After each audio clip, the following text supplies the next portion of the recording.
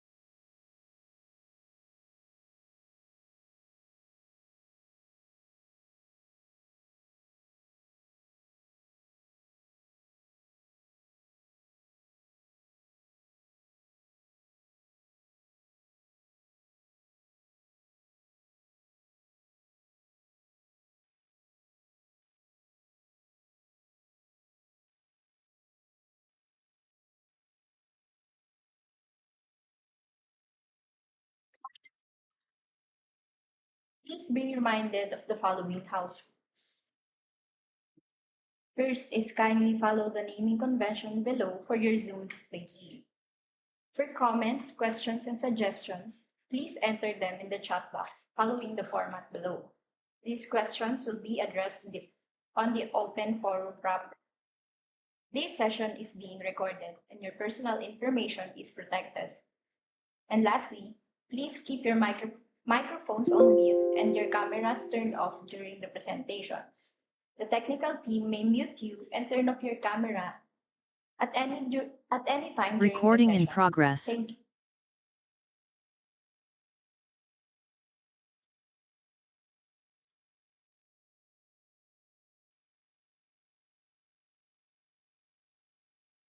So good morning, everyone. Start the program in a few minutes. Uh, so please remind again by the following house rules.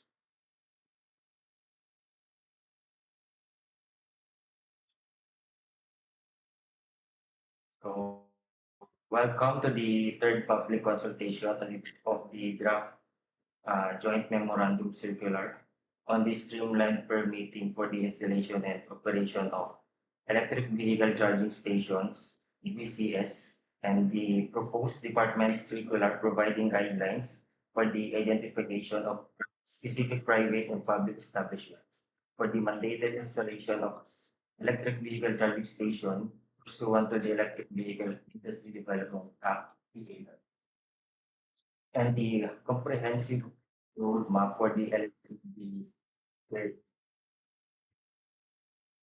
I'm Kenny Laguplo. And I am Jenny Ramos from the Electric Vehicle Industry Management Division, CEMB, your host for today's event. Before we formally begin, we would like to acknowledge the presence of our DOA official. We have here Director Patrick D. Aquino from the Energy Utilization Management Bureau. Good morning, sir. Morning.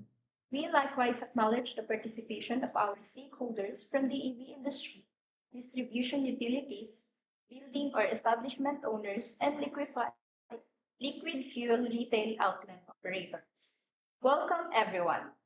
And to formally start our program, may we invite everyone for the singing of the Philippine National Anthem to be followed by the invocation.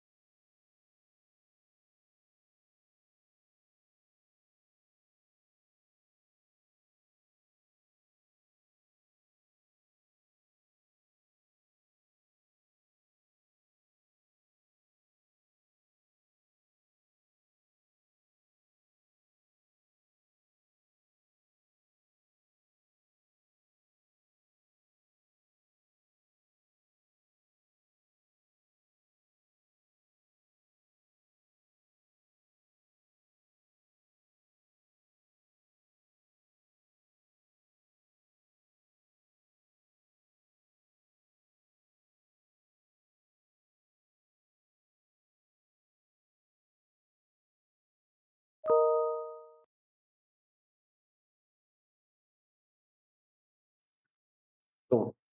So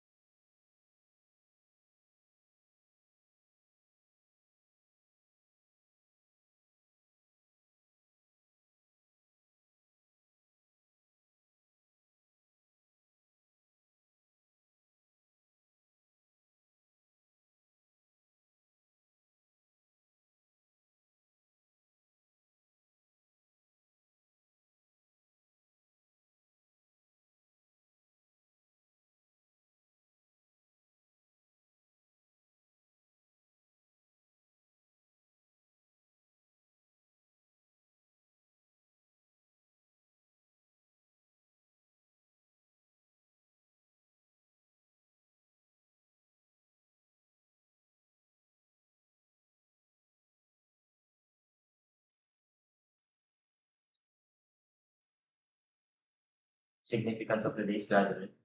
Let us hear from the Undersecretary, Marcy Marcy.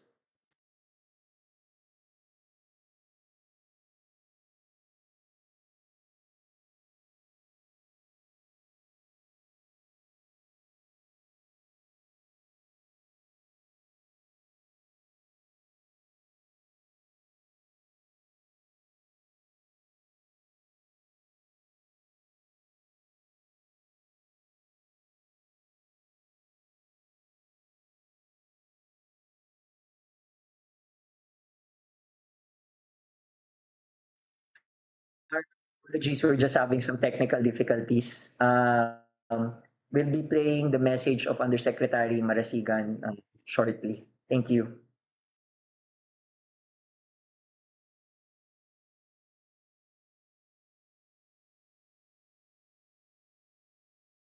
Grateful hearts.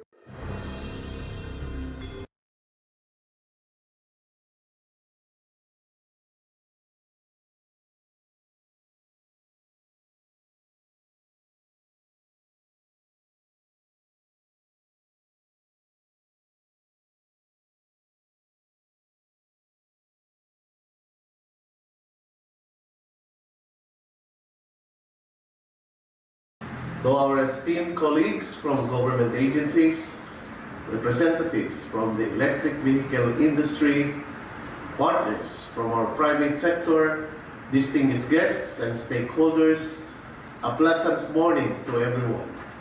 On behalf of the Department of Energy, allow me to express our sincere appreciation for your continued presence and active participation in this third and hopefully our final public consultation on the following. Number 1, Joint Memorandum Circular on the streamlined permitting for the installation of electric vehicle charging stations, and 2, Draft Department Circular on the identification of specific private and public establishments for the installation of electric vehicle charging stations. Your engagement throughout this public consultation reflects our shared commitment to advancing sustainable transportation and strengthening the local electric vehicle industry. We would also like to acknowledge the valuable inputs gathered during the first and second public consultations, which have significantly enhanced the current draft.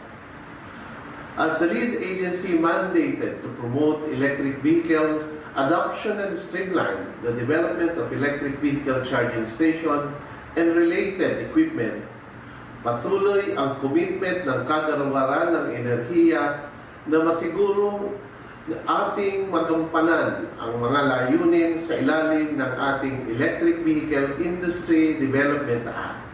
Kabilang dito ang mandatory installation ng mga electric vehicle charging stations sa mga pampubliko at pribadong establishmento, mga gusali, gasolinahan, at paradahan para sa mga electric vehicles.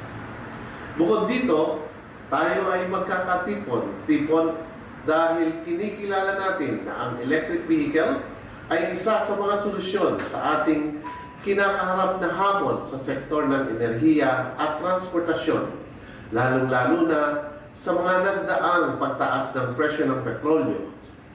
Ang mga pagbabagong ito ay mabibigyan diin sa agarang pangangailangan na mag-transition at tumangkilik sa mga resilient, sustainable, and diversified energy and transport system.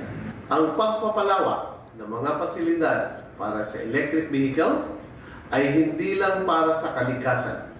Isa rin itong estratehikong solusyon sa mga kasalukuyang hamon sa supply ng gasolina, energy security, at sa mataas na gastusin ng mga consumer. We believe that through these proposed circulars, we can effectively encourage the consumers to shift to electric vehicles, address range anxiety, stimulate the EV industry market, drive investments, and support our overall transition toward electric mobility. To give you a brief overview of the key revisions made from the previous version of the circulars, we had aligned the requirements and provisions with existing guidelines from the Department of the Interior and Local Government, Department of Public Works and Highways, and the anti-red tape related to charging infrastructure developments. Refine the compliance mechanism to comply with the required number of electric vehicle charging stations. Clustered the identified establishments according to their purpose and technical requirements. Adopted socket-based electric vehicle charging station Mode 2 standards, including its safety and installation requirements, and adjusted electric vehicle charging multiplier to make it more realistic and adaptive. We hope that these revisions will build a consensus among everyone here as we work together to cultivate an enabling environment for the electric mobility in the Philippines. The inputs and recommendations gathered today will be instrumental in finalizing these policies for the subsequent issuance. Magtulungan tayo tungo sa pagbuo ng isang electric vehicle ready ecosystem na inclusive, future-oriented, and responsive sa mga pangangailangan ng industriya ng mamamayang Pilipino tungo sa isang bagong Pilipinas. Once again, maraming salamat at isang makakalikasan at makakalusugang umaga sa ating lahat. Mabuhay po tayo! Thank you very much, Yusek Marzigan, for an inspiring message and for emphasizing the importance of collaboration and shared commitment in advancing our goals. At this time, we will have our photo opportunity for documentation purposes. May we invite everybody to kindly open your cameras and please give us your best smile. Get ready, everyone. On panel 1, on 3, 2, 1, smile. On panel 2, 3, 2, 1, smile. And last, on panel 3, on 3, 2, 1, smile.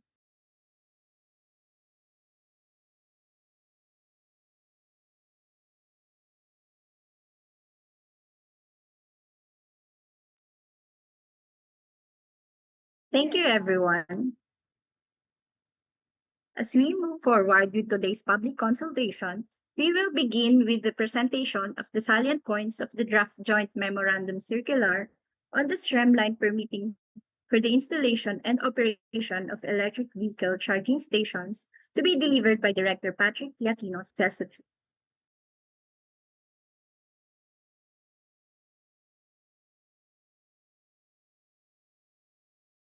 Good day, everyone. With your indulgence, allow me to present the latest draft guidelines on the streamlined permitting process for the installation and operation of electric vehicle charging stations, EVCS, incorporating the comments, recommendations, and inputs received during our previous public consultations. For everyone's information, the guideline presented during the previous consultations was originally drafted as a standalone department circular.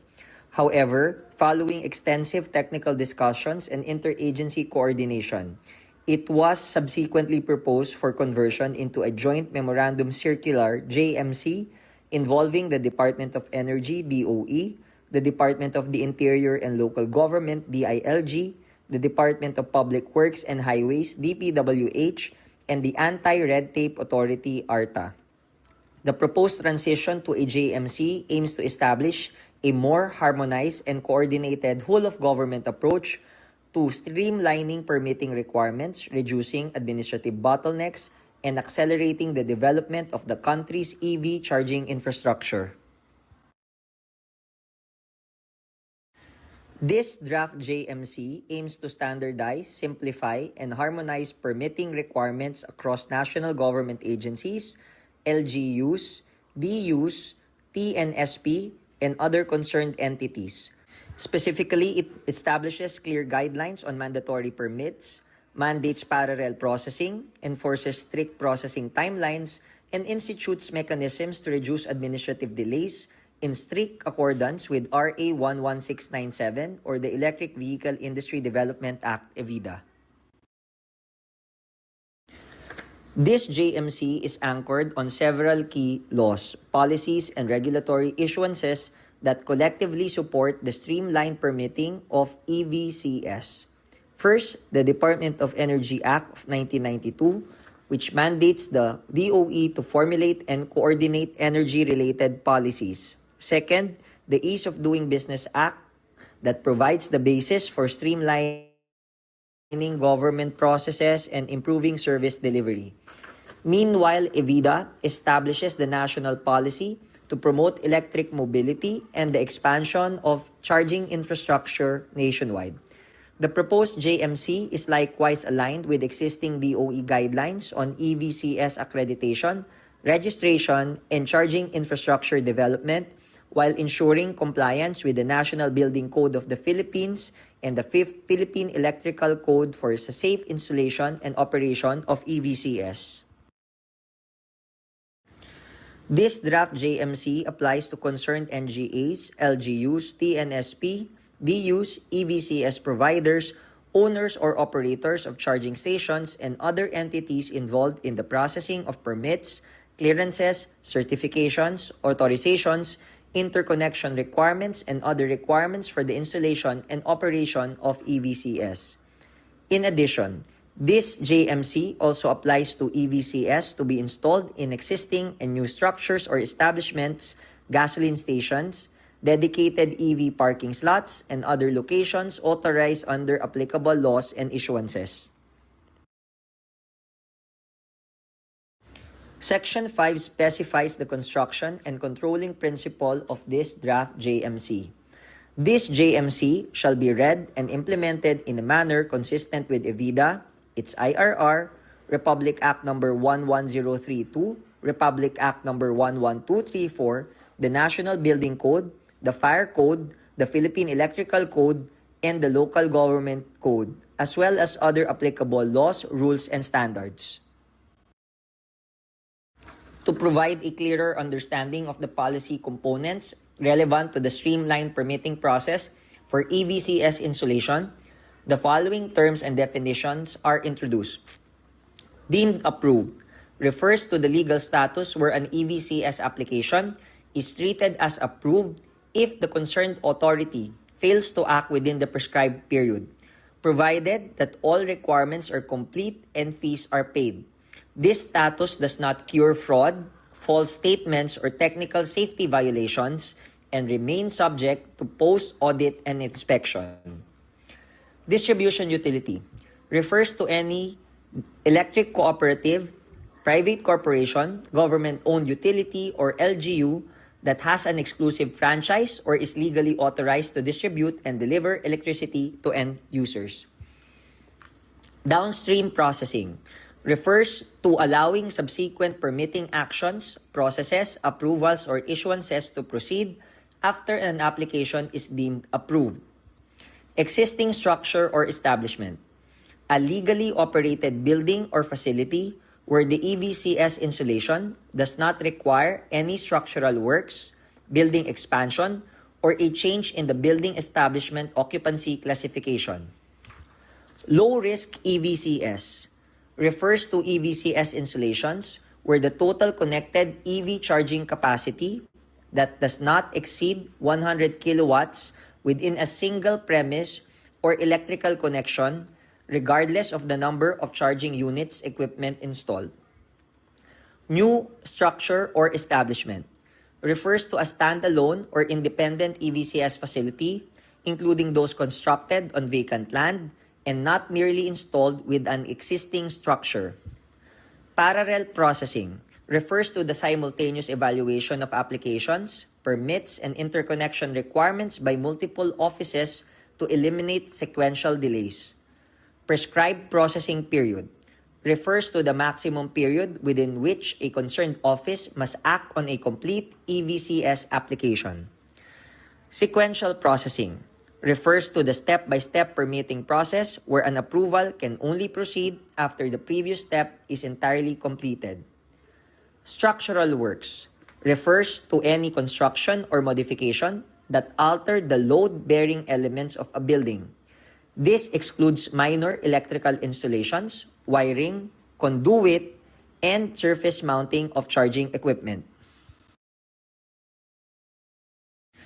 Section 7 specifies the minimum permits, clearances, and other legal requirements for the installation and operation of EVCS in both new and existing structures. Barangay permit, required for any installation and operation of EVCS and a prerequisite for the issuance of a locational clearance and mayor's business permit. Building permit, required for structural works, new construction, expansion, or alteration affecting the structural integrity of a building or structure. Electrical permit, required for electrical works, installations, and energization in accordance with the National Building Code, Philippine Electrical Code, and applicable local permitting procedures. Certificate of final electrical inspection shall be required after completion of the electrical installation. Occupancy permit, not required for EVCS installation, required only when mandated by applicable laws due to new construction, a change in occupancy classification, or substantial alteration. Zoning or locational clearance, required only when applicable under zoning, land use, or locational regulations, particularly for new structures or standalone EVCS facilities. It shall not be required solely because an EVCS is installed within an existing, lawfully operating establishment where there is no change in the principal use. Excavation permit, applicable only when excavation, trenching, underground works, or other groundworks are undertaken. Signed and sealed plans, required to the extent applicable to the works involved, such as a site development plan, a structural plan, and an electrical plan with load schedule. Fire safety requirements, Fire Safety Evaluation Clearance, FSEC, Fire Safety Inspection Certificate, FSIC, inspection or related requirements shall apply as required under the Fire Code and applicable Bureau of Fire Protection rules and shall process within the prescribed period under applicable law. Power supply, metering, and service connection requirements. This shall be applicable when a new or modified service connection, metering arrangement, interconnection, or load approval is needed from a DU or TNSP.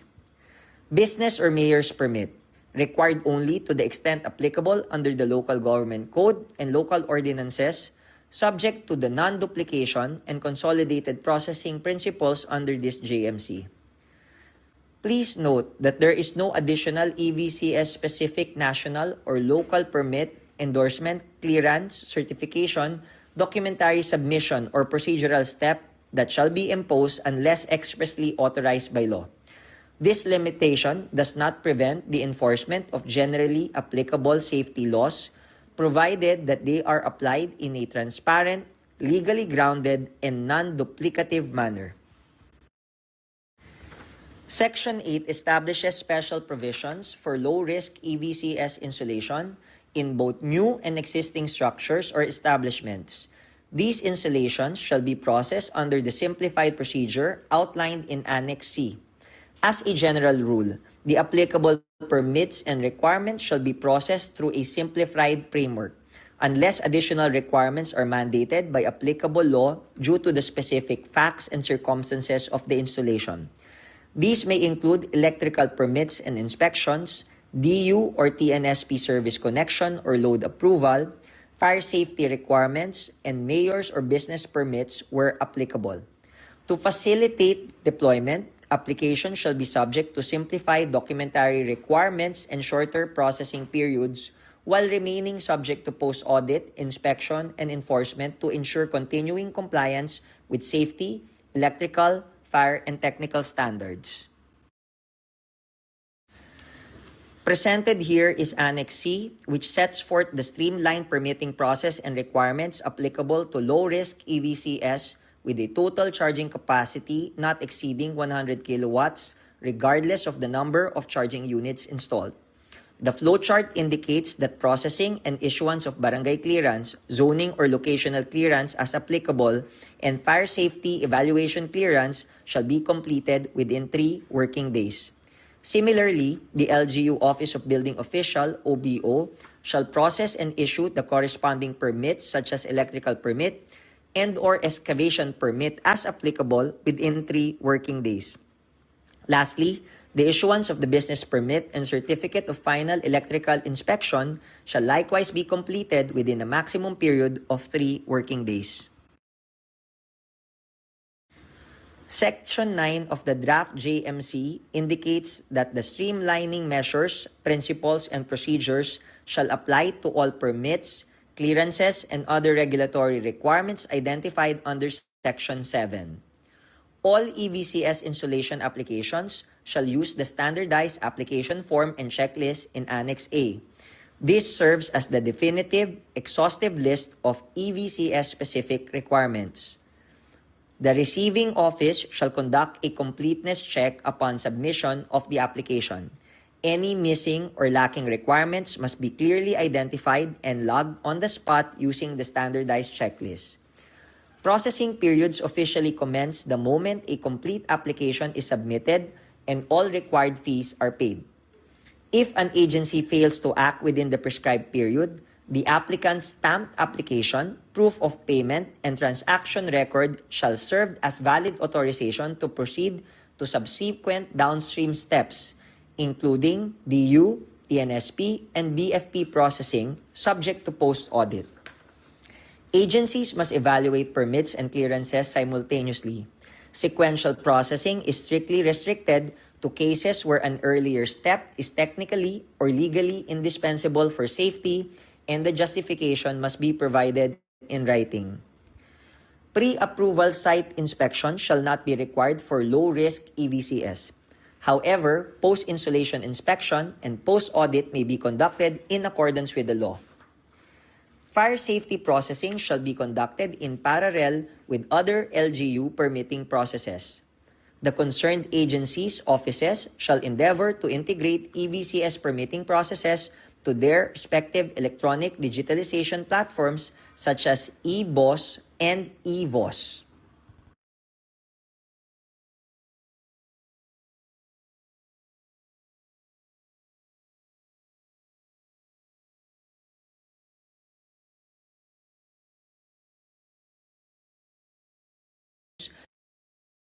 Requirements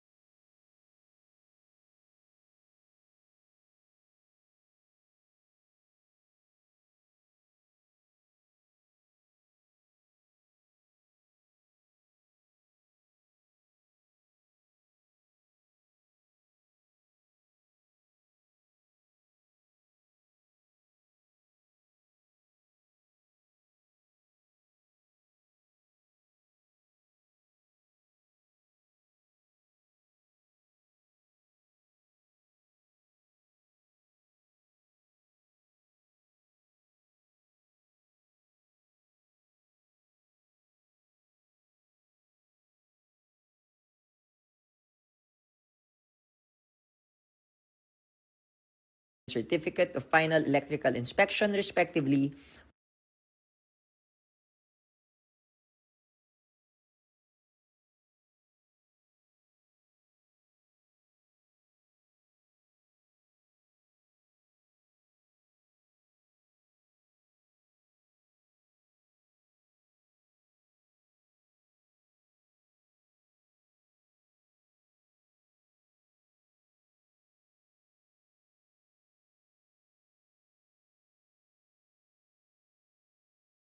EVCS connection and energization within 3 working days. Finally, the LGU and OBO shall issue the business permit and certificate of final electrical inspection respectively within a maximum of 3 working days. Please note that the mentioned offices entities shall process the respective permits in parallel. Section 10 anchors the JMC's turnaround times with the legal mandates of EVIDA, EVOS, and the EODB. It establishes that if an agency or office's existing citizens charter offers an even shorter time frame, the shorter period must be followed. For installations qualifying under low-risk EVCS category, the JMC enforces an accelerated process. All concerned local offices, including the Zoning Office, OBO, and Business Permit and Licensing Office, are required to process their respective clearances, certificates, and permits within a strict maximum of 3 working days. If an agency fails to act within these mandated timelines, the application is legally deemed approved to prevent administrative bottlenecks. However, this policy does not waive substantive compliance. It cannot be used to legalize any installation that is fraudulent, unsafe, or non-compliant with national safety codes and technical standards. Section 11 instructs LGUs to avoid duplicative EVCS-specific business permitting requirements. Where multiple EVCS sites are operated by the same EVCS provider within the same jurisdiction, the LGU may process the business permit through a consolidated application or a single business permit record subject to the local government code, applicable ordinances, and the lawful assessment of taxes, fees, and charges. On the other hand, this section shall not be construed to prevent LGUs from requiring site-level information that is necessary for public safety, taxation, inspection, or enforcement, provided that such information is collected through a non-duplicative and streamlined process. Section 12 states that all LGUs shall only collect fees and charges that are commensurate with the service provided and comply with the provisions on the assessment of fees and charges outlined under DILG DOF JMC 2019-01 or the guidelines for the review, adjustment, setting, and/or adoption of reasonable regulatory fees and charges at the LGU. To ensure the simplification and standardization of EVCS installation and operation, the following entities, as applicable, are directed to perform the corresponding roles and responsibilities. DOE, oversee implementation, issue standardized templates advisory, maintain central EVCS registry, and conduct enforcement and monitoring. Anti-Red Tape Authority, ARTA, provide technical assistance for digitalization, reviews processes to eliminate redundant requirements, and resolve systemic administrative bottlenecks. The Department of the Interior and Local Government trains and assists LGUs in adopting the streamlined workflows and issues compliance directives to LGUs. The Department of Public Works and Highways, DPWH, formulates uniform construction checklists through the NBCDO, directs local building officials, and resolves building permit appeals within 15 days. TNSP-DUs process grid connections, meterings, and load approvals within the mandated timelines, designate dedicated focal persons, and ensure system reliability without imposing unauthorized requirements. LGUs, OBOs, and concerned local offices execute parallel permit processing, integrate workflows into digital platforms such as EBOS, publish clear fees and timelines in their citizens' charters, and issue any application denials strictly in writing with clear legal basis. BFP, conduct synchronized fire safety reviews in parallel with local permitting using the risk-based inspection model under the Fire Code. EVCS providers, owners, operators maintain valid DOE accreditation and registration, submit truthful applications, pay legal fees, comply with all national safety and electrical codes, and submit to regular regulatory post-audits. Section 14, applicants may appeal the non-issuance, suspension, or revocation of building code-related permits to the DPWH Secretary within 15 days of receiving the notice. The DPWH Secretary must render a decision within 15 days, which shall be final and subject to review only by the Office of the President. Further, Section 15 instructs the LGU to update and modify the respective citizens' charters to fully conform to the streamlined processes and timelines prescribed under this JMC within 60 days from its effectivity. Subject to Section 37 of the EVIDA IRR, Republic Act No. 11032, Republic Act 11234, and other applicable laws, the following acts may constitute violations and shall be subject to the appropriate enforcement, referral, and penalty proceedings. Non-compliant operations. Constructing, installing, or operating an EVCS in violation of DOE accreditation, registration, safety, or electrical codes. Imposition of redundant steps, requiring additional unauthorized EVCS permits or clearances not reflected in the agency's citizens' charter. Administrative delays, unjustifiably refusing a complete application, deliberate delays, or failing to act within the prescribed processing periods. Enforcing unnecessary sequential tracking, forcing sequential processing when parallel processing is legally and technically feasible. Fraudulent submissions, submitting false, misleading, or materially incomplete information in an application. Defying oversight, failing to comply with post-audits, field inspections, monitoring, or corrective actions mandated by DOE or competent authorities. Section 18 outlines the objectives of the harmonization and the preservation of regulatory standards. Under this framework, the JMC shall be implemented to unify EVCS permitting across all jurisdictions, actively eliminating duplicative local and agency-specific requirements while ensuring full compliance with EVIDA, the Ease of Doing Business Act, and EVOS. The DOE, DILG, DPWH, and ARTA shall conduct a joint review of the implementation of this JMC within 1 year from its effectivity to evaluate compliance with prescribed processing periods, identify bottlenecks and implementation challenges, review documentary requirements and fees, and recommend amendments necessary to further streamline EVCS permitting. Other clauses include the transitory clause requiring alignment and updating of LGU processes for the issuance of permits and clearances within 60 days from the effectivity of this JMC, and an effectivity clause specifying the date to which the JMC shall take effect. That concludes the presentation. Thank you very much. Thank you very much, Director, for that detailed presentation.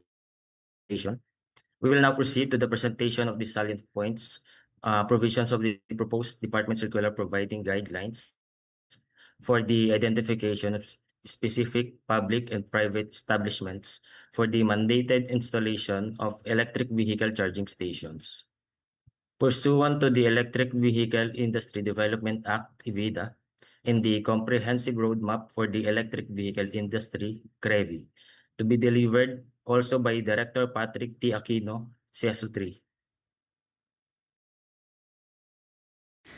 Good day, everyone. Allow me to present the revised guidelines for the identification of specific private and public establishments for the installation of electric vehicle charging stations, EVCS, pursuant to the Electric Vehicle Industry Development Act, EVIDA, and the Comprehensive Roadmap for the Electric Vehicle Industry, CREVI.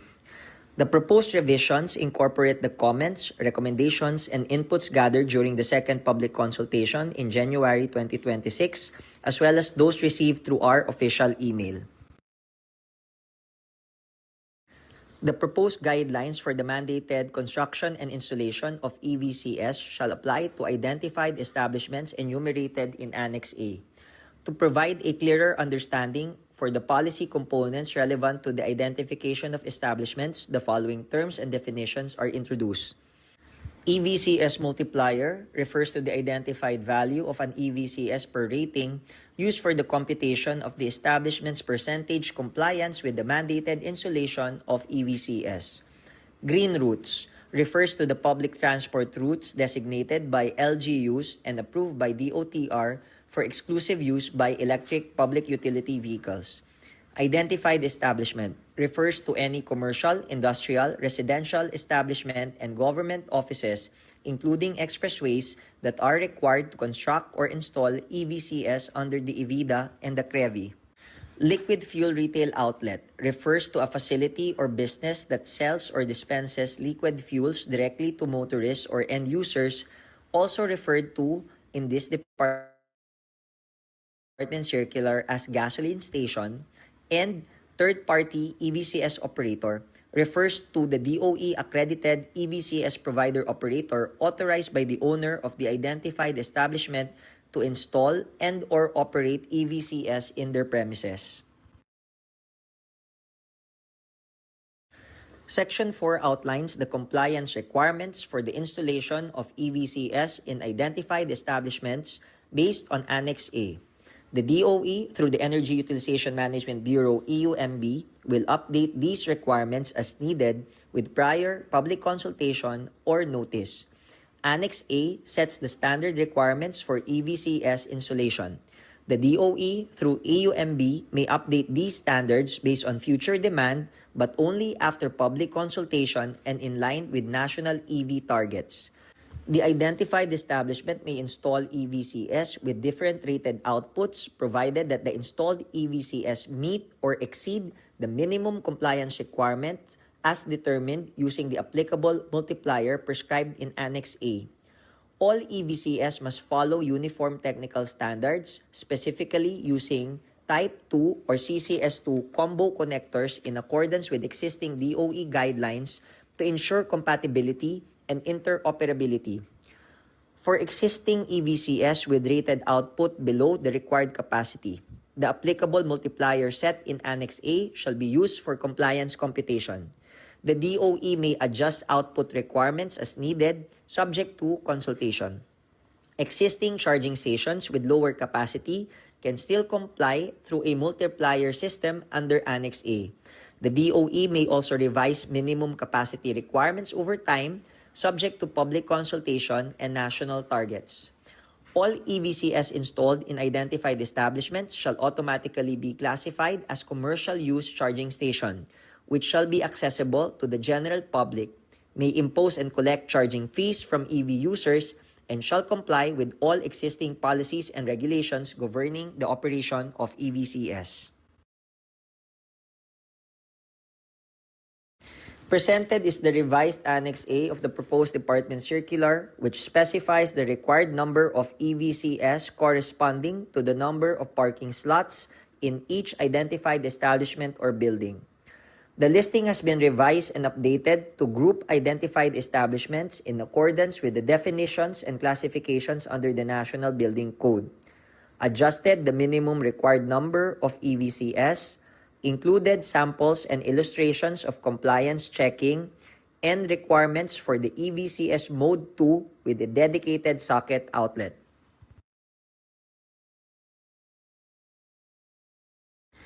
The proposed draft Department Circular provides several compliance mechanisms through which owners of identified establishments may choose to comply with the mandated installation of EVCS. First, an establishment owner may directly install, own, and operate EVCS within its premises, in which case the establishment owner shall also serve as the EVCS operator under DC 2023-050011. Second, an establishment owner may engage an accredited DOE EVCS provider operator to install and or operate EVCS within or in the vicinity of the establishment. Third, for establishments with technical, spatial, or operational constraints that limit the on-site installation or operation of EVCS, compliance may be achieved through the installation of EVCS along designated green routes subject to applicable guidelines. Where multiple establishments share common parking facilities, the owners thereof may jointly install and operate a shared EVCS facility or collectively engage an accredited EVCS provider operator to serve the shared parking area. The revised provision clarifies that in cases of shared EVCS installation, the total number of EVCS shall be installed shall be equivalent to the sum of the required EVCS for each identified establishment participating in the said compliance mechanism. For expressway operators, compliance shall be achieved through the installation of at least 2 EVCS in tollway service facilities, such as service and rest areas, and may either be operated directly or engage with an DOE-accredited EVCS provider operator. An establishment owner may also opt to implement a combination of the foregoing compliance mechanisms, provided that all compliance requirements are met. Other compliance mechanisms may be allowed, subject to the review and approval of the DOE through the EUMB. A new Section 6 was introduced to further clarify the compliance for community or shared EVCS installation and prevent the unnecessary concentration of charging infrastructure in certain areas. Accordingly, the arrangement specified in Annex A6 shall apply, subject to the approval and verification of the DOE EUMB. Key provisions and compliance pathways under this section is included in the next slide. This section presents the proposed reduced EVCS installation arrangement. Under this provision, an identified establishment with not more than 100 parking slots may be allowed to install fewer EVCS than those required under Annex A, subject to the evaluation, verification, and approval of DOE through EUMB. The arrangement may be applied when there is an existing EVCS located within a 1-kilometer radius of the subject establishment. In evaluating the request, the DOE EUMB shall assess whether the combined charging capacity of the existing EVCS and the EVCS required to be installed by other identified establishments is sufficient to meet the current and projected charging demand in the area. Factors such as EVCS utilization rates and other relevant demand indicators shall also be considered. If the DOE determines that the available charging infrastructure is sufficient, a reduced EVCS installation requirement may be granted. Otherwise, the establishment shall comply with the full EVCS requirements prescribed under Annex A. As a condition for approval, any establishment granted a reduced EVCS installation requirement shall install and maintain socket-based charging facilities equivalent to at least 5% of its total parking slots, rounded up to ensure basic charging accessibility for EV users. For illustrative purposes, this slide presents the minimum requirements for EVCS Mode 2 charging systems or the socket-based charging. The official minimum requirements and detailed technical specifications as indicated in Annex A are consistent with the implementing guidelines on ORSI. EVCS Mode 2 includes 4 key components: a dedicated socket outlet of 615R in accordance with PNS 2117 with protective earthing, an EVCS Mode 2 plug of 615P in accordance with PNS 2117, and an in-cable control and protection device compliant with PNS IEC 62752 and a Type 2 connector based on IEC 62196-2 standards. In terms of technical parameters, the system supports up to 32 amperes at 250 volts AC for single-phase or 32 amperes at 480 volts AC for 3-phase systems with rated frequency of 60 Hz plus or minus 0.3 Hz and requires mandatory protective earthing. Compliance with these key standards ensures the safety, interoperability, and reliability of EV charging installations. This section introduces the proposed clustered compliance arrangement for liquid fuel retail outlets, LFROs. Under this arrangement, 2 or more LFROs classified under categories 1 and 2, located within 1 kilometer radius of each other within the same municipality or city, may jointly comply with the EVCS installation requirement. Instead of each outlet installing separate charging facilities, participating LFROs may establish and operate a common shared EVCS facility or designate a shared area that will serve the charging needs of the cluster. As illustrated in the example, 5 LFROs located within a 1-kilometer radius may pool their compliance obligations and be treated as a single compliance unit. Collectively, they shall install EV charging stations equivalent to at least the requirement prescribed for Category 3 LFRO under Annex A. This approach promotes the efficient use of resources, avoids unnecessary duplication of charging infrastructure, and helps ensure adequate EV charging access while providing flexibility based on local demand and site conditions. To ensure that charging infrastructure remains sufficient, the DOE retains the authority to require additional EVCS installations when warranted. Such determination may be based on factors including projected charging demand, EVCS utilization rates, traffic volume, and other strategic infrastructure considerations. This section presents the proposed consolidated EVCS compliance arrangement. Under this arrangement, multiple identified establishments under the same developer or property owner and located within the same city or municipality may consolidate their respective EVCS compliance obligations. Two compliance options are available. First, participating establishments may establish a centralized EVCS hub where the required EVCS are installed in a single shared location accessible to all users of all participating establishments. Second, they may adopt a distributed EVCS arrangement where the required EVCS are installed across the participating establishments while collectively meeting the compliance requirements. To qualify, the total number of installed EVCS must meet or exceed the aggregate requirements under Annex A. The participating establishments must be all located within the same city or municipality and be owned, operated, managed, or controlled by the same developer or property owner. Finally, the arrangement must ensure reasonable accessibility to EV users and shall be subject to approval and verification of the DOE through EUMB. The DOE through EUMB shall monitor compliance through the conduct of site visits and unannounced inspections. All enforcement monitoring, inspection, and verification EMV activities shall be conducted in accordance with the established procedures and guidelines set forth in the implementing guidelines on the ORSI.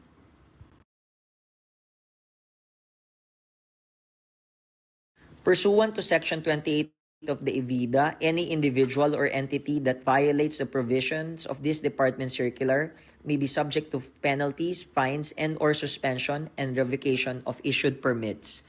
The prohibited acts under this department circular include, but not limited to, failure to comply with the EVCS installation requirements and compliance mechanisms under Sections 4 and 5, non-compliance with the mandated installation of EVCS, refusal or obstruction to on-site inspections conducted by the DOE or its authorized representatives, failure to comply with the technical, operational, and safety requirements of EVCS as prescribed under the IG on ORSI, and submission of false, misleading, inaccurate, or fraudulent information or documents in connection with compliance with the Department Circular. The respective penalties and corresponding to each prohibited act are also provided in this Department Circular. Department also following clauses transitory provide period effective for full compliance by regulations allow periodic update as necessary. Clause that the effective any for the periodic review and updating as necessary. Separability clause ensures that the validity of the remaining provisions shall remain effective even if any part thereof is declared invalid or unconstitutional. Repealing clause repeals or modifies any existing provisions that are in conflict with the provisions thereof. Effectivity clause specifies the date when the Department Circular shall take effect. This concludes the presentation. Thank you. Thank you very much, Director Aquino, for that detailed presentation. Now, Let us move to the presentation of the comments and inputs from our participants. We have here Director Aquino to provide these insights and responses to your comments and inputs on the proposed guidelines. Sir, for the first questions from Mr. Joel J. Gaviola of Chevron Philippines Incorporated. For the draft DOE circular whereas clause, rule number 4, section 11H of the EVIDA IRR. The question is replace mandatory or enforcement framing with language that the DOE shall encourage rather than enforce installation of EVCS in gasoline stations. CPI or PIP positions is that EVCS installation should not be imposed as a forced diversification requirement on gasoline stations. Retail fuel and retail electricity are distinct business models, and participation should be based on commercial, technical, safety, gridness ready, and corporate authority considerations. Government support should focus on incentives, ease of permitting, and enabling conditions rather than Yeah, thank you for the question.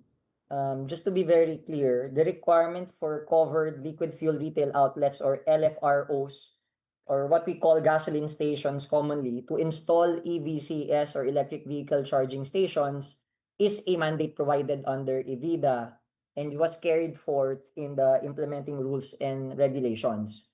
To be very clear, it is the mandate of the law that the department is implementing. Nevertheless, as you've noticed, the draft policy revisions, as we presented this morning, provides for greater flexibility by reducing compliance requirements, allowing for shared compliance arrangements among LFROs. This takes into account the EVCS utilization rates, traffic volume, strategic infrastructure, and other demand-related factors to avoid over-concentration of charging stations. We take note of that particular comment, which was received just last night, but we also invite our colleagues from CPI and PIP to read through the revised version. We factored that in so that it's very clear in the version that we have presented that not all LFROs or gasoline stations are required. There are clear parameters that we've established to consider all of the other items that I've mentioned. Just again, to repeat, EVCS utilization rates, traffic volume, strategic infrastructure, as well as other demand-related factors.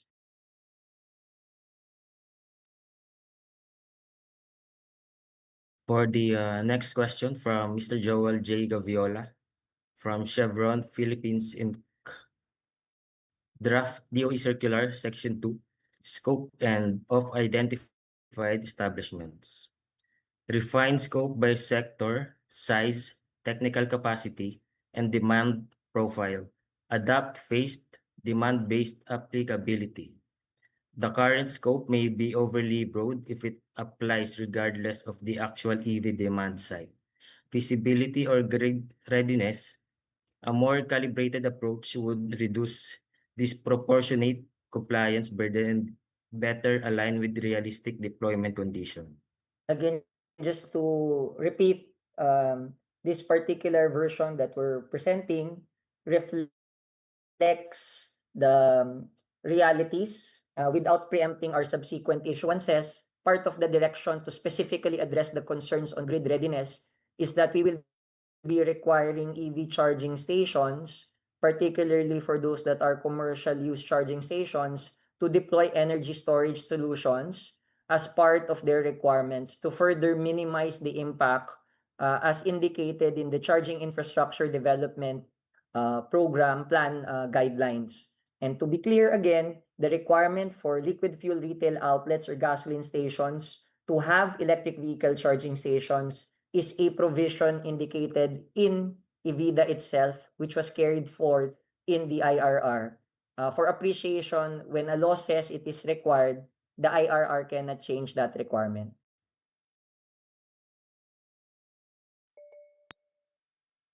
For the next question, sir, Shift from a mandate to freeze targets aligned with GREVI and subject to demand triggers, distribution utility capacity, site feasibility, and safety considerations.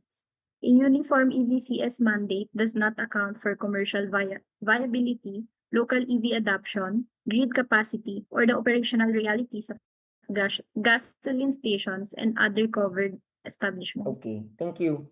Again, as we presented earlier, the revised issuance no longer imposes a uniform EVCS installation requirement to cover all LFROs. We've introduced the concept of shared compliance arrangements, particularly for Category 1 and Category 2 LFROs located within a 1 kilometer radius, so that not all LFROs are required to install individual EVCS by way of compliance. We recognize that this proposed approach, it provides more strategic, demand-responsive deployment while taking into account the site feasibility, the EVCS utilization rates, as well as other relevant planning considerations. Next question, sir. Allow dual or alternative classification of EVCS based on the operational intent, including private use, captive use, and commercial use EVCS. Automatic classification of all EVCS as commercial use charging stations removes flexibility where the facility is not intended for the public commercial charging. The policy intends to increase accessibility and availability of the EV charging infrastructure for the public. Note that in the stated definitions for commercial use, a confined group of people is also considered as public. We refer you to that provision of the EVIDA. So accordingly, EVCS installed to comply with the requirements of the Department Circular and the JMC are intended to be accessible to the public, hence commercial use sila. And one of the things that we're introducing by way of clarification is that particular buildings, not only LFROs, would have other compliance mechanisms that take into consideration the unique characteristics and requirements of the buildings or facilities. I think there are questions in the chat box so that those who have not access to the chat box may be able to read and hear the answers that we propounded. May I ask the team to read through them right now? Thank you.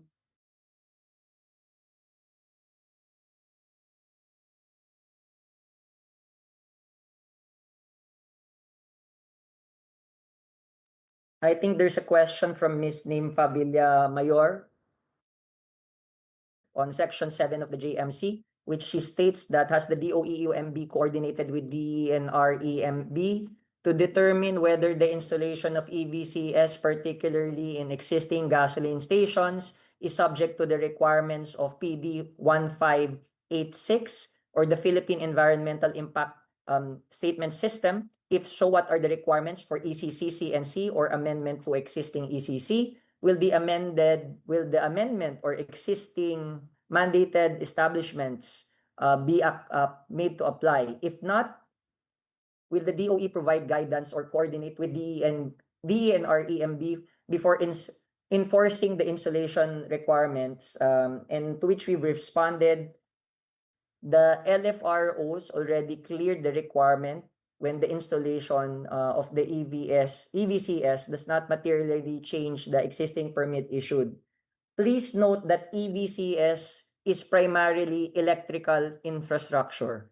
Its ordinary operation does not involve fuel storage, fuel dispensing, combustion, industrial processing, wastewater discharge, hazardous emission, or extraction of natural resources.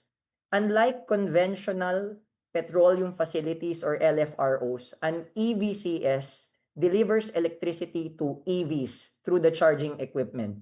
Any potential environmental concerns are generally limited and can be managed through existing regulatory regimes such as electrical safety permits, fire safety clearances, building permits, distribution utility interconnection requirements, equipment standards, and proper handling of defective electrical equipment and batteries when applicable. Thank you. Can you go through the next question, please? For the next question, sir, from UPTI, Marlon De Hadina, a general question. Is the implementation of JMC retroactive to also cover existing EV installation? As indicated in the JMC, there is a transitory provision which says that once it becomes effective, an alignment of the processes, including the Citizens Charter, must be undertaken by the respective agencies and local government units tasked in it. Thank you.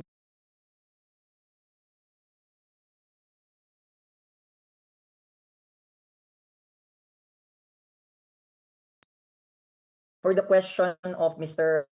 Anthony Saraga, is there a specific fire code for lithium-ion fires? As we've indicated, and we will be sharing with our colleagues with the BFP, previously the department has worked with the BFP for the development and issuance of an emergency response protocol for vehicles powered by electric vehicles, BEVs, liquid petroleum gas, LPGs or auto LPGs and CNGs. We intend to continue collaborating with our colleagues with the BFP and join the process of the upcoming amendments and updating of the implementing rules and regulations of the BFP. As I've indicated in the chat box here, we will be sharing the materials and sitting down again with BFP on the material points for connection in relation to this JMC and proposed department circular. Can we continue with the questions, please? From Jeremy of EVP, NEMA 615P will be required for the socket. 615P is different from 515P. We will update that particular portion. What we are endeavoring to do with respect to the specific provisions on socket-based charging is to also take note the realities on the ground that for, let's say, for condominium owners, and even for other destination points, what can be made available to the EV users is not a dedicated EV charger or wall charger, but more of a socket. The proposed provision indicates rationalization and ensuring that socket-based charging will also be able to comply with the basic minimum requirements on safety. Yeah, thank you. The next question, sir, from the STQC, Ms. Roselyn Factor. How about the rates? How do we determine the rates if we are to collect fees per charging fee, especially in the government agencies po? Do we have limitations or basis? For specific guidance for government, this is not the particular issuance for that. But any fees as a general rule for government collections undergoes a particular process. What we've endeavored to do, at least for the DOE donated EV charging stations, is that we've facilitated and helped the government agencies to secure through the existing available modes of procurement a third party to operate the particular charging station. This would be the case of what we're trying to accomplish in Clark Development Corporation.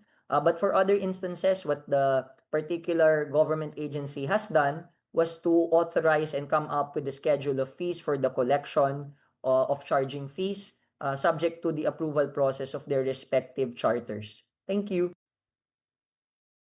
For the next question, for establishment with basement parking, guidelines before allowed a one floor below ground only. With these new proposed guidelines, what are the allowable locations on basement parking? Thank you for the question. One of the things that we are endeavoring in the issuance of the JMC is to make sure that any deployment of charging stations faithfully complies with the requirements of EVIDA, its IRR, and the CREVI targets. But most importantly, as we've been stressing all throughout the presentation, AVP, is that the considerations for safety as well as other required permits are taken care of. Hence, the DOE has taken that initiative to make sure that once the JMC and the department circular is in place, the necessary permitting process will be commensurate in terms of the speed. Again, it bears emphasizing the DOE remains committed in making sure that all relevant regulations are properly enforced in a timely manner so that the deployment of EVCS will be made in a transparent and quick manner. For the next question from PIP, Mr. Rafi Kapinpin. In CREVI, it mentions select gasoline stations. The current draft of the circular, while silent, seems to be mandatory for all gasoline stations. The clustering compliance is okay if all gasoline stations are of the same brand. However, if different brands, then it brings corporate reason and legal questions. Again, as we've been responding, the mandatory nature of the deployment of charging stations in liquid fuel retail outlets or gasoline stations is a provision in the EVIDA, which was carried, of course, in the implementing rules and regulations. What the department has done, in particularly during this third public consultation version, is to endeavor to make sure that there are pathways for compliance for situations as was mentioned by Mr. Kapinpin here. We continue that we are continuously working with you to explore ways on compliance pathways for LFROs to comply with the requirements of the law. Again, it is in the law. The law is what we're trying to implement. The direction for us is to work with you. We are aware of the business realities, the EVCS utilization rates, and all of those other considerations. That's why we are endeavoring to come out with mechanisms for you to comply. And I do hope on the part of PIP as well that you also help us work towards arriving a compliance mechanism. But right now, as it is, the law is very clear. It is a mandatory requirement. Question from Roslyn Factor, BSPQC. If a government agency will only cater charging station to its employees and only will collect fees, are we classified under CUCC? And that all for CUCC will apply? Ma'am, I think we have a scheduled meeting together, but as I've explained, a commercial use charging station classification catering to a distinct group of individuals. In this case, for example, your employees is a distinct group. By definition, under the EVIDA, it is considered a CUCS while it is confined within your clientele. We'll sit down with you on the meeting request and we'll walk you through this particular process. Thank you. Next question from Mr. Rafi Kapinpin of PIP. The number of EVCS to be installed based on LFRO category is still arbitrary in nature. Using the number of pump islands does not factor in safety distances. There is no distinction between legacy sites and new to industry sites. Please take note that majority of the gasoline stations were designed ahead of electric vehicles. The space required was not considered. We understand that. That's why, as I've been mentioning, Mr. Kapinpin and our PIP colleagues, we are trying to work with you on arriving at a compliance pathway. The DOE, EVIDA is actually a couple of years old, and we've been put to task as to why we have not triggered this mandatory nature that's clearly indicated in the law. I do hope the PIP will work with us in arriving at a compliance pathway. And to be clear, we also take note that there are legacy LFROs that have signed up with EVCS providers for the deployment of charging stations in existing legacy LFROs. Just to be very clear. Thank you. Question from Anthony Saraga, Power Equipment and Suppliers Inc. Can we collaborate on that? I would like to propose a collaboration on developing lithium-ion fire safety standards.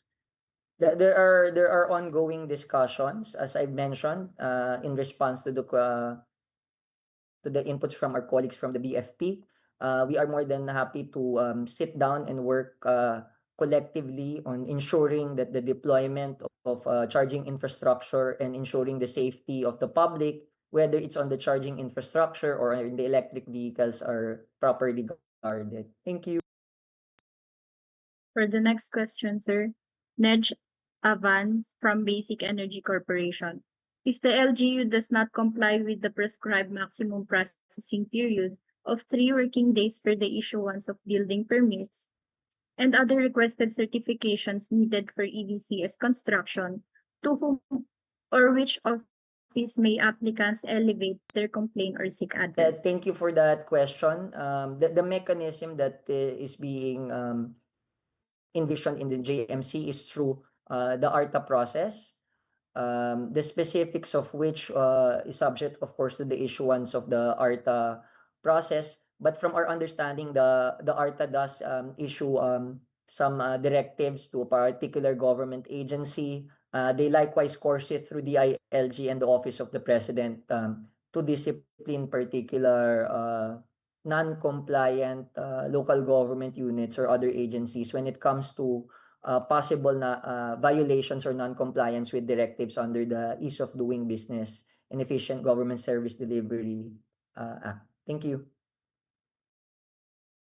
Next question from Flep Janginger, AC Mobility. Following up on the questions regarding basement 1 charging, would this also apply to mobile The application for mobile EBCS without prejudice to our ongoing work with the BFP, our direction really is to make sure that all charging stations and safety considerations are taken or are factored into. So I cannot categorically say it in this public setting that mobile EVCS are exempted, nor am I categorically stating that mobile EVCS are mandatorily required to comply. That is subject of the ongoing discussions, as we've mentioned, with our colleagues with the Bureau of Fire Protection in terms of the updating of their revised implementing rules and regulations for the fire code in alignment with the requirements of EVIDA and the roadmap for the CREVI. Thank you. For the next question, sir, Ike Asoche. Hi, this is our first time to join the public consultation for EVCS installation.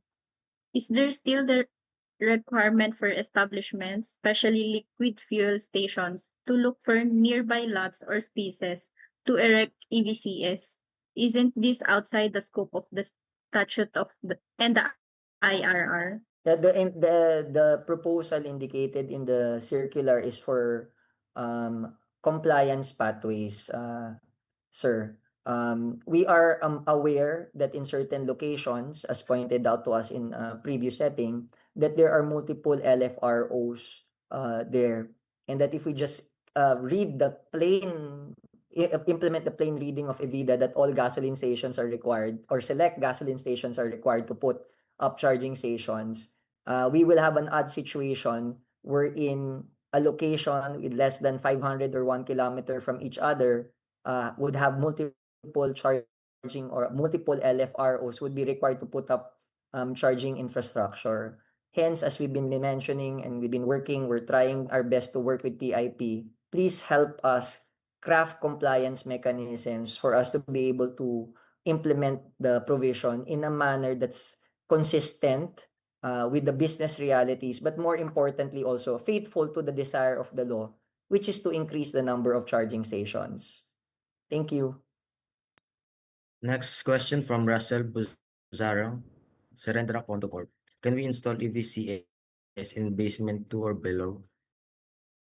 That is something that part of the issuance is being considered. Again, without preempting the updated guidance coming also from our end and from our colleagues from the BFP. Again, the paramount consideration on and direction on this is to ensure the safety of both the EV user as well as the condo or the building facility itself. So we're trying to do that balancing. We want to make sure that if and when clear guidance on below basement 1 is categorically allowed, the safety precautions and preparations are properly factored in. Thank you. For the next question, sir, from TJ Laurel. On the permitting aspect, will the EVCS installation be part of the COC of an LFRO or will it be a separate permit issued by EUMB? Currently, that's a separate permit, but we are aware on the streamlining requirements. We'd like to inform our colleagues in the PIP that all processes in the EV charging station, accreditation and registration are online. It is paperless, so to speak, and it is done digitally, including payments. The EVCS registrations are valid for 3 years. Within that 3-year period, you just have to update the annual permits in the systems to keep your records up to date. And information on this, if you're curious, is available at evindustry.ph. Thank you. Question from Rafi Kapinpin of PIP. Can PIP then request for a workshop with your office together with IPPCA independents to develop a suitable pathways for compliance of gasoline stations? A workshop that is specific to a gasoline station implementation. We are more than happy to do it. We also request PIP to work with us on getting the provision of the law implemented already. EVIDA has been in place since 2022, and we're still having this conversation on a mandatory provision on identified select gasoline stations in 2026. So I do hope you will work with us to get this implemented. In the meantime, the DOE takes note of the ongoing bilateral agreements being made by legacy LFROs for the installation of charging infrastructure in existing gasoline stations. For the next question, sir, Mr. Russell Buzar of Serenda Condo Corp. No definite fire prevention or suppression requirements to be installed per EVCS yet. There is actually, we've indicated the minimum requirements in the implementing guidelines on ORSI. We will, that's one of the materials that we'll be sending along with the presentation for the guidance of our audience as well. So we'll be sending you the listing, but the information is available in evindustry.ph. Question from Justin Pani, Beneco CPT. Good morning. Kindly clarify whether the CFEI should be submitted to the DU or the DOE. Is it recommended that the CFEI be submitted to the DU to ensure they are informed of all EVCS installations? Okay, Thank thank you. That's something that we'd like to probably in an updated version to clarify the interface of all of these issuances. To be clear, residential installations of EVCS, there is an existing issuance that only accredited EVCS providers must install that. And part of the requirements of an accredited EVCS provider by the DOE is that there is a professional electrical engineer that signs off on the documentation. The accredited EVCS providers are also likewise obliged to submit the installations that they've done. As we've indicated in that particular public consultation and issuance, the information for residential installations will be coursed through the DOE by the accredited EVCS providers, and it will be from the DOE that those residential installations will be made. But the same is not true, of course, for commercial use charging stations, in which case, of course, the respective distribution utilities would have to get a copy of the CFEI, particularly on the requirements for energization of the particular charging station. Thank you. For the next question, Mark Q from Meralco, section 3.2. We'd like to respectfully propose an additional text to the definition of the green routes, stating, quote unquote, and enabled by stakeholders such as distribution utilities and electric cooperatives, explicitly involving the use in the identification or confirmation of green routes ensures that these routes are aligned with actual grid capability and existing network plans, especially if these routes are located in dense urban areas. Okay, without again preempting part of the discussions that has been done internally among the units here in the department, as well as taking note of the inputs from our electric power industry participants, the DOE is poised to come out with an issuance that would require commercial use charging stations to put up energy storage.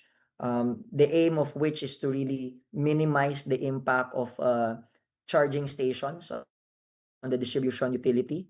This is our way as a companion issuance once the mandated installation is NJMC is made for us to better manage the impact, particularly of fast chargers or mode 4 chargers in the distribution system.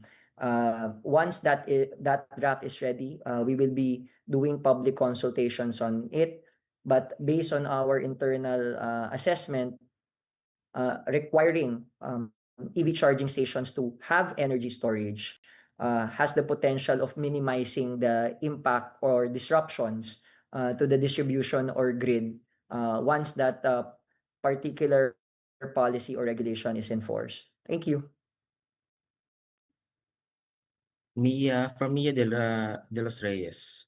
While Section 19 of the EVIDA specified that the installation of EVCS in gasoline stations, it also prescribes that this applies to the select gasoline stations and not for all outlets. Thank you for recognizing that it is in the provision. Hence our direction, if you've noticed that not all, we did indicate in the latest issuance that we presented that it's not all already. But thank you for recognizing that it is provided in EVIDA and not just the DOE issuing it, because it is in the EVIDA that the requirement for the installation of charging stations is made. Thank you. Question from Ms. Karen Domingo. Good day. May I kindly inquire if the DOE has a target number of EVCS installation per city or municipality? Example, if NCR needs X number of EVCS, how many will be built up by other sector or business types or facilities? That is something that will be providing you with in the discourse, but part of the explanation we've shown you in the presentation, hence that idea on the radius, hence the idea on the shared. Right now, I think what's the most often cited figure is that we ended 2025 with more than 60,000 registered electric vehicles. That's a combination of your battery electric vehicles, hybrid electric vehicles, plug-in hybrid electric vehicles in 2025. Working figures that we've seen, and I think you've also been reading it up on the news, is that we're poised to have another banner year in terms of electric vehicle sales. So again, the ratio is something that we're actively working on. And part of the consideration as to why we have been working on the compliance mechanisms is to also make sure that the deployment and the requirements of charging infrastructure will not necessarily result in underutilization or no utilization or low utilization of the planned EV charging stations envisioned in the roadmap. As I've said publicly in the past, the global best practice when it comes to charging station EV to charging station ratio is closer to 1:10. Right now, in terms of EV charging point ratio to EV user, the Philippines is higher than that. We are almost 40-46, if my memory serves me correctly, from the previous quarter. So there's still much for us to do to improve that ratio. Hence, we're working again on this particular public consultation. We take note that this is actually the third time that we're doing this. We are aware that the entire process really has to be consultative, and we really thank our stakeholders for also taking the time to provide your guidance. I do hope that you continue to help us craft mechanism towards making sure that we balance the interests, of course, of private sector building owners LFROs, as well as the mandates indicated in the law, as well as our EV users. Thank you. The next question, Mr. Marquio of Meralco. With respect, we propose that mobile electric vehicle charging stations or mobile EVCS be considered as a compliance option, especially for identified establishments with fewer than 20 on-site parking slots to provide greater flexibility in meeting the requirements. Thank you for that.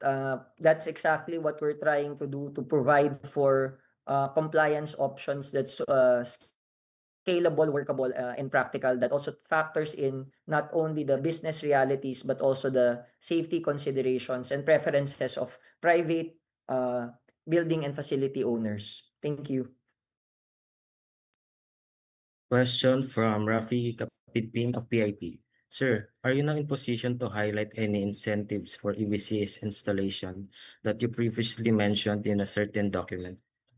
Right now, the existing EV installation benefits, of course, you have to go through the process.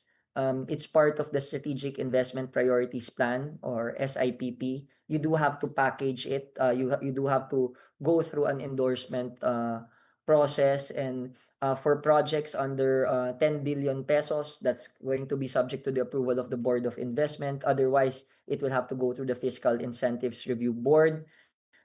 We are taking you up PIP's offer for a workshop along with the IPPs for this purpose. So I'm asking our team from EVIMD to work with OIMB on making that particular workshop happen, so we can discuss this possible fiscal incentive mechanism in greater detail in that setting. Thank you. Next question, sir, from Marlon De Hadina of UPPI. How will an EV battery fire be handled in an LFRO? This will escalate to full station fire if not controlled.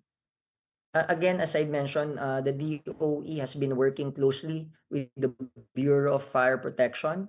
I already mentioned that we've worked with them in the past for the development of an emergency response protocol. Recently, we've also done familiarization and briefing with them, particularly for the NCR BFP personnel. The goal is to equip them with the information on the charging infrastructure and the electric vehicles, but know that there are existing protocols in place, and that our goal is to work with BFP and our other stakeholders to ensure that the information is cascaded. We also again highlight that in the existing IGORSI, the basic minimum requirements for fire suppression is already indicated in that issuance and is required for all commercial use charging stations. Thank you. Question from Rafi Kapitpin of PIP. Sir, the 2-year transition provision is too short if you consider the site selection, design, procurement, etc., etc. It does not consider the number of sites of an oil company. This creates an even level of playing field.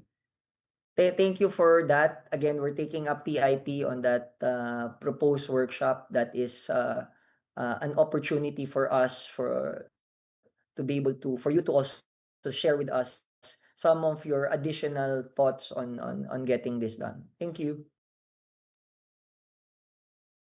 Sir, for the next question, Ash Nepomuceno.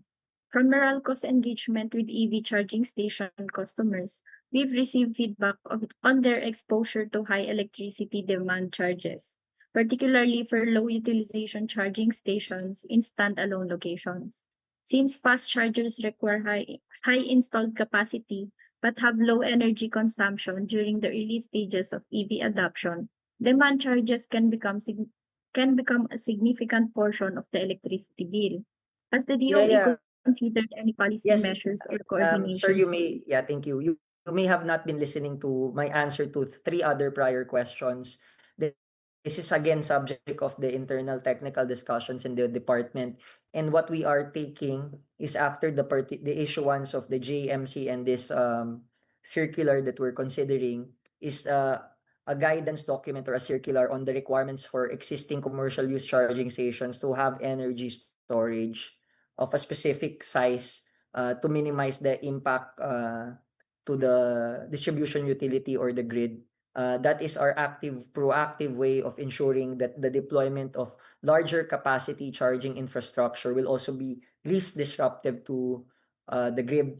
The draft is still being made, and we will be sharing that to the public in due course. That would, of course, require additional investments for our EVCS providers. Hence, we are also trying to do the balancing act, so to speak, here. Thank you. Question from Louis Angelo Corriera regarding Section 6 shared and clustered compliance and Section A 11.9 separate meters. Will the DOE mandate the required separate meters or sub-meters can be smart meters, advanced metering infrastructure, or AMI? If an establishment installs an internal private sub-meter instead of a direct utility meter, how will the DU gain visibility into that localized load profile to prevent transformer or feeder overloading? Again, that is something that an upcoming issue one aims to address. In the meantime, we are aware of, in relation to the previous question, what distribution utilities have taken by ensuring that the capacity, the demand charges, for example, are put in place for EV charging stations, irrespective of the actual utilization. This is something that has not yet scaled up, given that we have limited number of charging stations to date. We're just increasing the numbers right now. But as more and more charging stations come in with the requirements indicated in this draft issuance, as well as the JMC and the targets in the roadmap, our goal is to really to work with you. Part of what we're seeing, again, to belabor that particular point, is to require energy storage to minimize the impact of charging infrastructure, particularly mode 4 in the distribution utility or grid. In the interest of time, we will now only entertain 3 more questions, sir. First, question from Ms. Nympha Villamayor of PIP. If the requirement does not apply to all LFROs, we respectfully request clarification on the specific categories or type of LFROs that will be exempt, considering the permitting requirements, grid capacity limitations, procurement lead times, and capital planning cycles.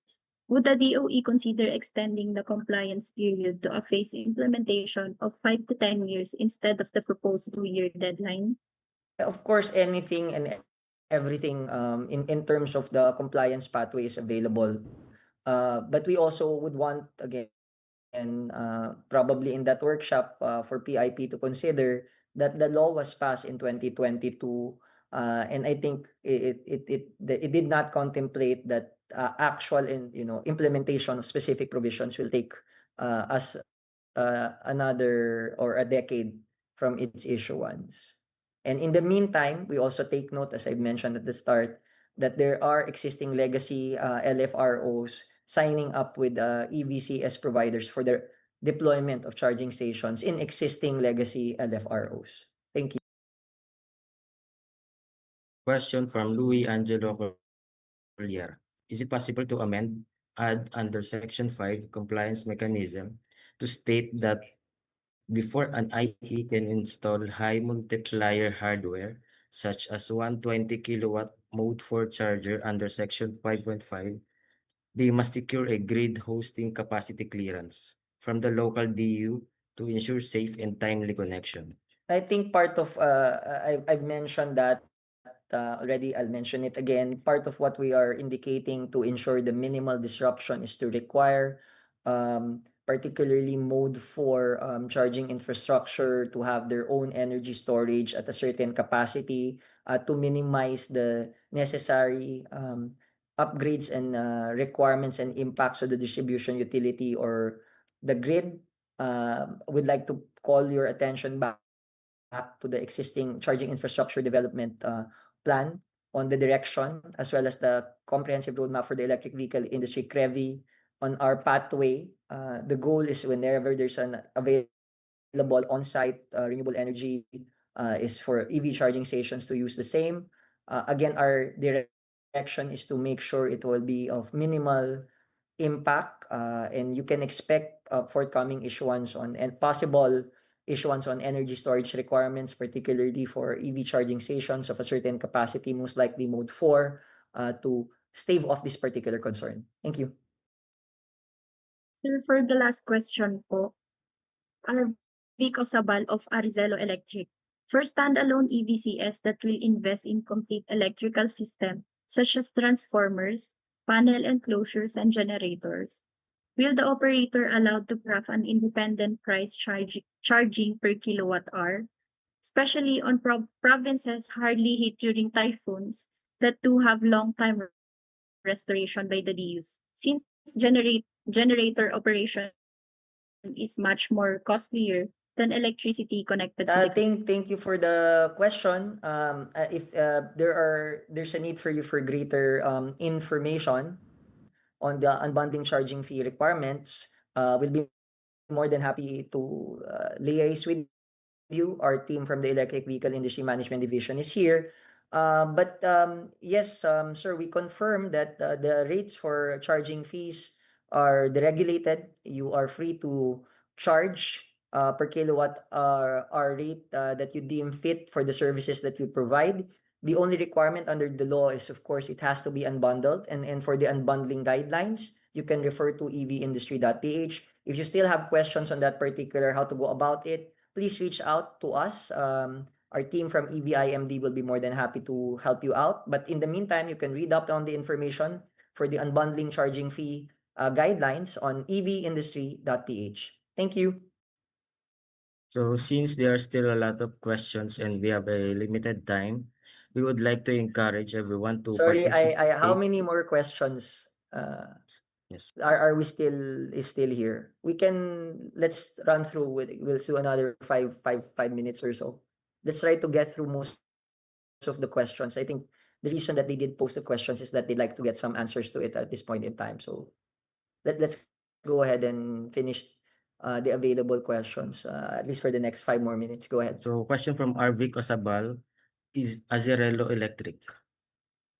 Nasagot For na yan. That has been answered already. That's my last answer. Is there another question after this?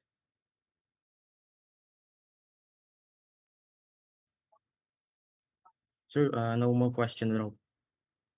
Okay, thank you. So thank you to our stakeholders, and we'd like to take up PIP on their offer for a workshop. We have taken up the offer, of course, of BFP to work with them.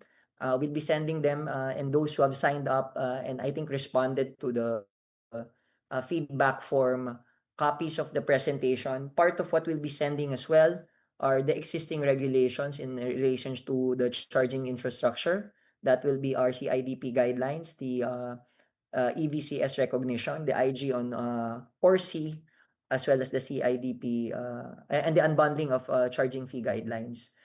This is not the public consultation that will lead to the endorsement for issuance of this particular matter. We would like to inform the body that we're continuously working with our colleagues with the Department of the Interior and Local Government, the Anti-Red Tape Authority, the Department of Public Works and Highways, on the JMC. You can expect us to get back to you with an updated issuance factoring all of these considerations.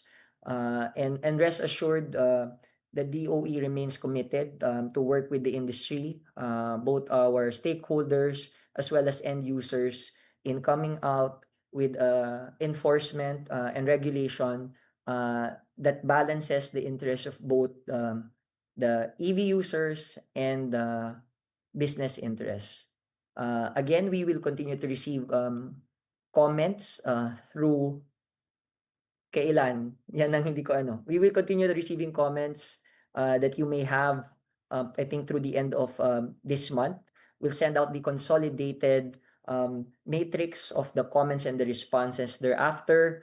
For our colleagues in PIP and BFP, please expect our teams from either OIMB and EVIMD to reach out with you. Again, we take this opportunity to thank you for your participation in today's public consultation, and maraming salamat po. Thank you, Director, for extending your appreciation to all our participants who have joined us today. On behalf of the Electric Vehicle Industry Management Division, we would also like to thank everyone for your active participation, valuable insights, and constructive inputs throughout the discussions. This marks the conclusion of today's program conducted by the Electric Vehicle Industry Management Division. Our sincere thank you for all the valued participation. Stay safe, everyone. Yeah, thank you for those who might be joining. There's in the next 5 minutes we'll be proceeding with the next public consultation. I think the link has been sent to you. That's the public consultation on issuances on energy efficiency and conservation. Maraming salamat po.